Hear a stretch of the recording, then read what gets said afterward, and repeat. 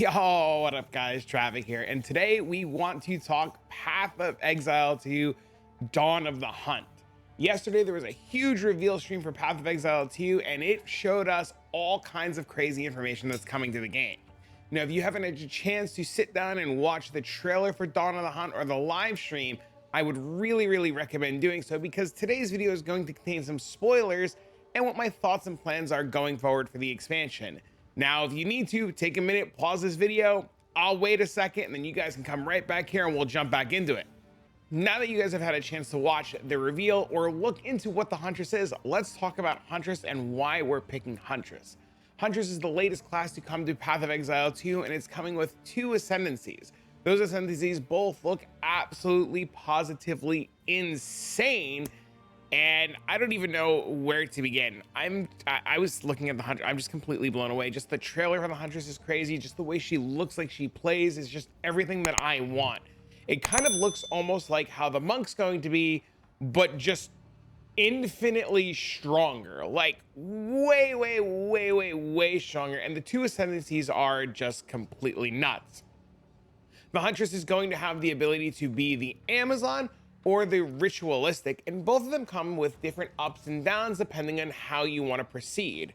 Now, for me, I'm not really too sure. I'm pretty torn on what the best overall starter is, or what the best way to go is. So my predictions on how I'm going to start the event is solely based on these two pictures that we're going to show today. Since we don't have patch notes, since we don't have all the information, I can only work off of what I see here and base my direction on that. If something major changes with the patch notes that come out, or something big changes in the next week before the release, we will make adjustments and proceed accordingly.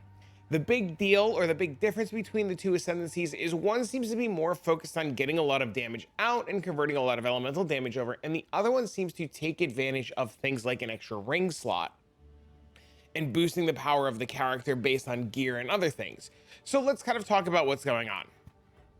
First and foremost, the Amazon looks amazing. I am really excited to play with spears. I love the whole idea of the spear mechanic, both being a melee and range kind of character. I like the idea of the shield being able to parry. I think that's a really cool mechanic.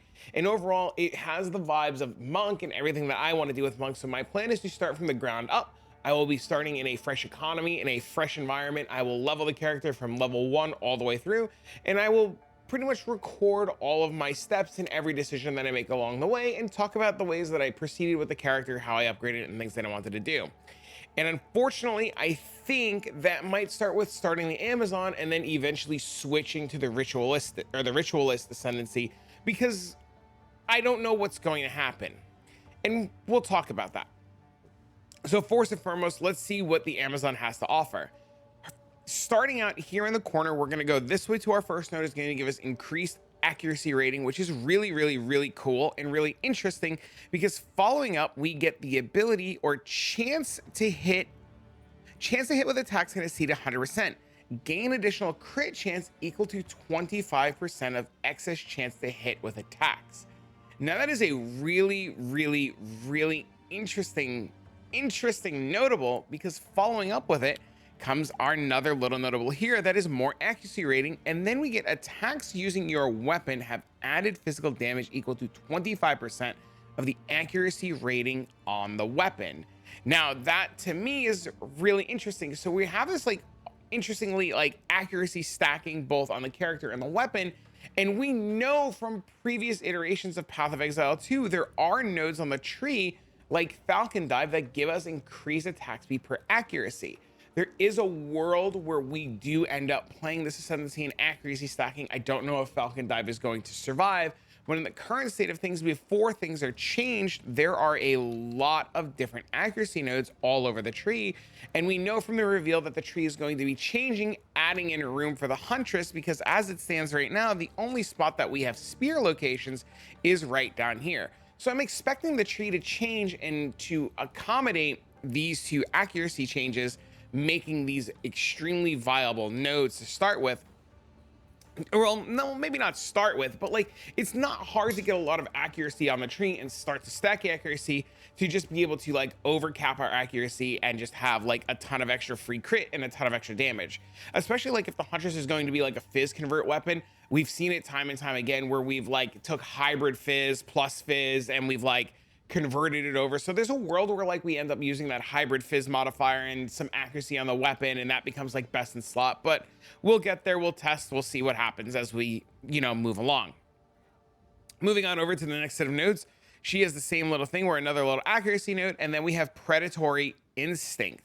And this says to us, reveal weakness against rare and unique enemies, 50% more damage against enemies with an open weakness. So this, from what we saw in the trailer, allows us to look at the enemies, reveal their weakness, and pretty much take advantage of their weakness. And I assume this is like a weakness to an element, or a weakness to so forth and so forth, like that, like different, like who's weak to lightning, who's weak to fire, and just having 50% more damage to an enemy with an open weakness might actually just be like completely crazy in terms of damage right away. So I like this. I think that's a really good idea. Next, moving up, we have a small node. It gives us more skill speed. And then our last major notable in the wheel over here, coming up on over here, is this one right here, which has 20% increased movement speed while an enemy with open weakness is in your presence, 40% increased skill speed with an enemy with open weakness in your presence. So we have 20% more movement speed with open weakness and 40% more skill speed with open weakness. So as long as there's an enemy with a weakness present, which we get from the previous node, we get more damage, more movement speed, and more skill speed. And how we've seen how maps are, some maps are pretty dense and some maps aren't very dense.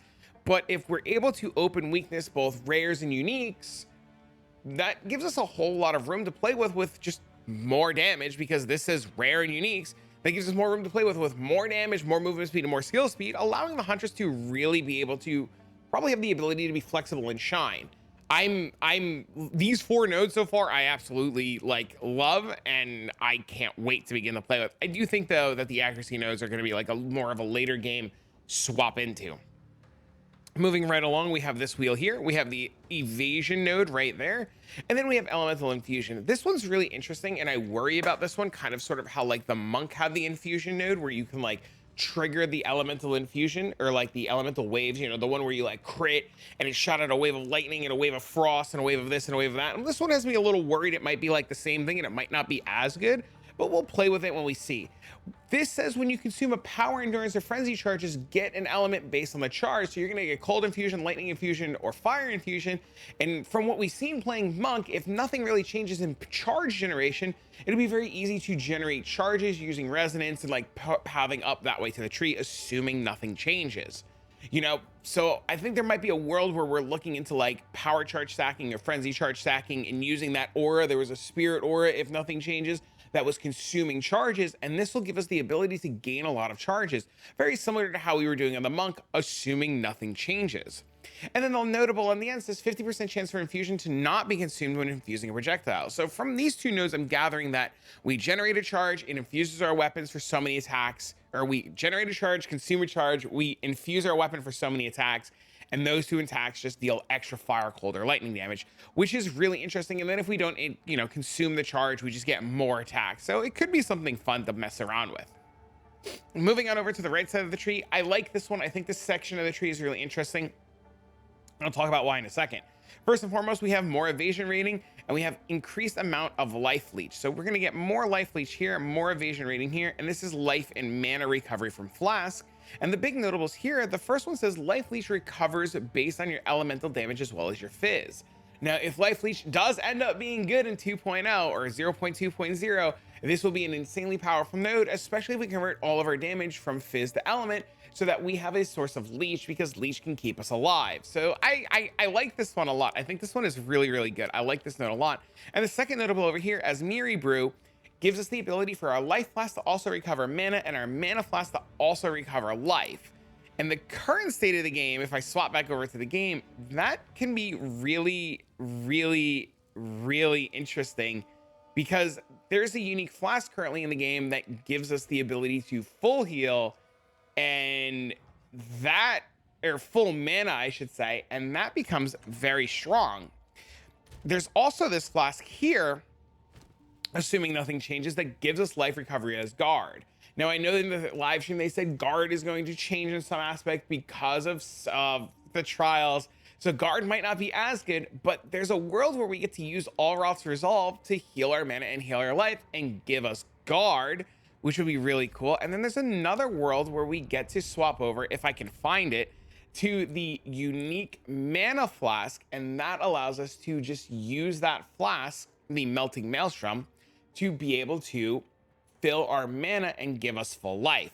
Now, mentioning the Maelstrom Mana Flask, we can take a look at it here, and we can see that it says the effect is not removed when unreserved mana is filled, and it generates, or every 3 seconds during the effect, deal 50% of mana spent in those seconds as extra chaos damage. So this will also like full heal us and keep running for extra damage, and then the other flask will full mana us and give us guard.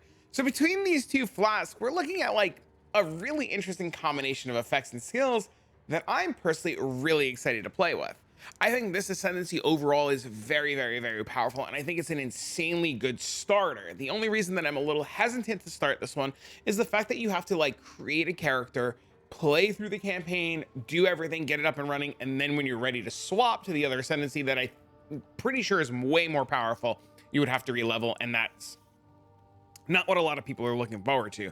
But I do like this ascendancy a lot. I think there's going to be a lot of really good things, and this is one of those things too where like maybe this side of the ascendancy tree is only good when you're accuracy stacking. So I'm pretty torn on where I want to start, and I'm looking very well towards the passive notes or the patch notes that are coming out.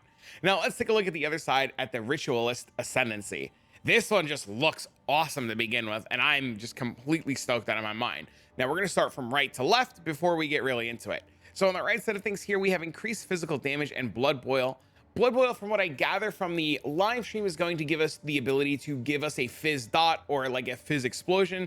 And as somebody who likes playing a bleed build and somebody who's a fan of JTX and all the bleed stuff he does, I'm really excited about this skill. Anything bleed sounds awesome, and I'm all for it. Now we have 3% increased movement speed, and then Ritualistic Sacrifice, which this, I'm not too sure what this does. I believe in the press kit there was a reveal for the Huntress Ascendancy skills, and let's see if we can pull that up. We do have that. So we have the Ritualistic Blood Boil, which corrupted blood deals 2% of slain enemy maximum life as physical elemental damage, and Blood Boil applies to non-unique enemies in your presence every 1.52 seconds. 20% more corrupted blood inflicted area of effect per blood boil on enemies. Inflicts a stack of corrupted blood on target within 1.5 meters per blood boil on slain enemy. Corrupted blood duration is 5 seconds, and then the quality says seconds to corrupted blood duration. That is wild. That is wild, and it's got an AoE and fizz tag, so we could kind of scale it, which is really interesting. And then we have the Ritualistic Sacrifices. Sacrifice the corpse of a rare monster to grant modifiers for duration. This gives us the Headhunter ability for so many seconds, so it looks like it's an 8-second duration. With quality gives us 10 seconds, so we steal one random modifier from the enemy, and we have that for 10 seconds. And this was the infused weapon that we were talking about earlier, which converts 100% of fizz damage to cold fire or lightning and allows us to fire our projectile based on the amount of infusion we have. So like, I'm still skeptical about this one. I mean, it's 612% attack damage, but I mean, like, I'm still a little skeptical. But moving right along, we have As the Whisper Demands. Says Ritualistic Sacrifice can be used on yourself to remove 20% of maximum life to grant a random mass modifier. A maximum of 1 modifier can be granted this way. So when we use the Ritualist Sacrifice to grant you a modifier, we get a modifier from this for 10 seconds, and then we do this one to get another modifier.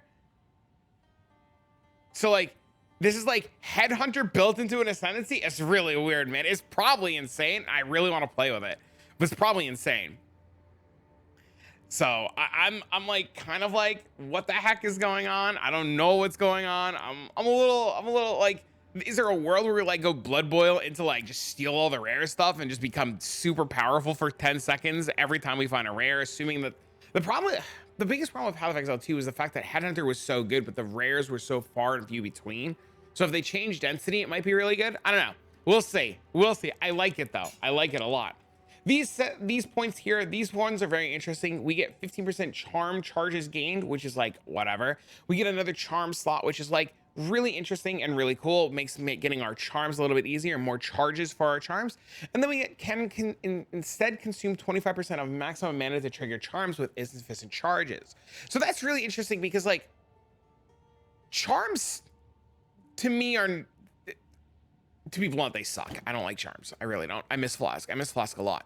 I mostly don't like the idea that I can't like just use charms whenever I want. So the idea that I can like consume mana to trigger charms is really interesting because like that gives me gold charm all the time. That gives me like cold immunity or freezing immunity, shock immunity. There's like a lot of really interesting things to do with charms. And if we're on the bottom side of the tree where the accuracy node is, and that doesn't change too much, we'll be right near another charm slot. So we can easily get 3 charm slots, which if we're using melting maelstrom, we always have mana. There's a lot of interesting things that I can think of that can be like really good, and it might really change my perspective on charms because this might make charms completely broken. So we'll see what happens. We have increased life recovery from this small node, and then this big wheel here is 5% increased life recovery rate per 5% missing life. Life in its current state of things is not very good, so I'm not sure how much I want to be using like life increased recovery rate per missing life. It's weird. It's very weird. I don't know really what to do with that. We'll see.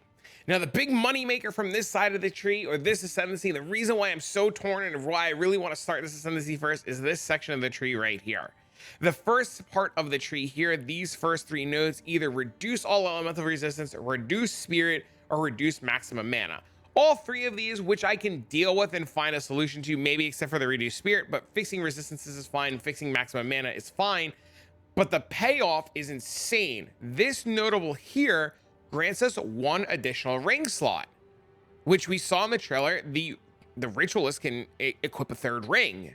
So like, the first thing that comes to mind is like, we just get Ingenuity, and as soon as you have Ingenuity, this node here just makes it completely busted.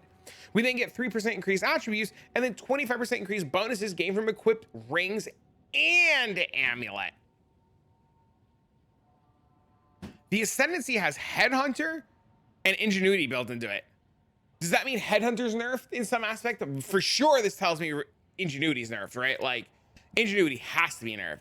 So I'm wondering if you have to like get Ingenuity and play this ascendancy to bring Ingenuity to its former days of glory, and then we attack a ring onto it, because we've already seen how powerful rings can be. So I'm genuinely really torn. Both of these ascendancies are insane. There's a world where I'm pretty sure this is the most busted thing in the game, simply due to the fact that you can equip a 3rd ring.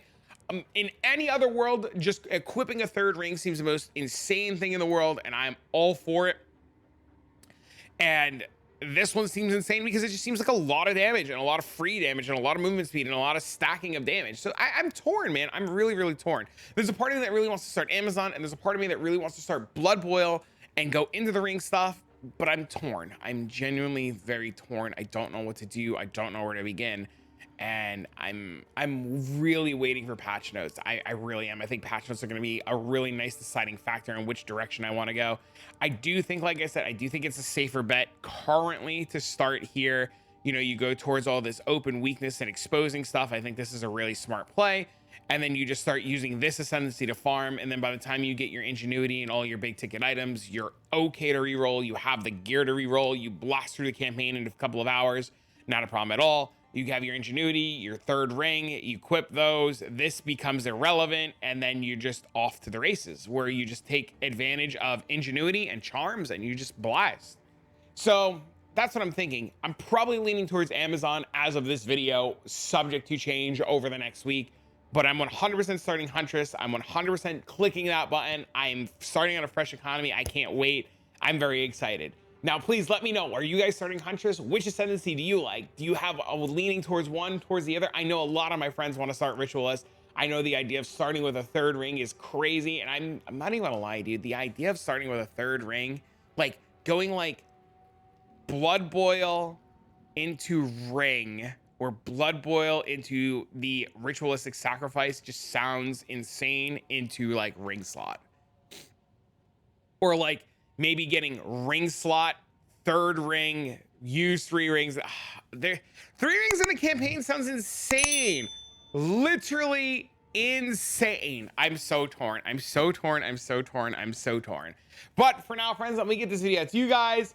Let me know what you think. I'm really excited. I can't wait for 0.2.0. I think we're going to have a whole lot of fun. So, you know, don't forget to leave a like, a comment, do all that fun stuff. Oh, I can't wait. Friday can't come fast enough. But for now, friends, let me get this video out to you guys, and I'll see you all in the next one.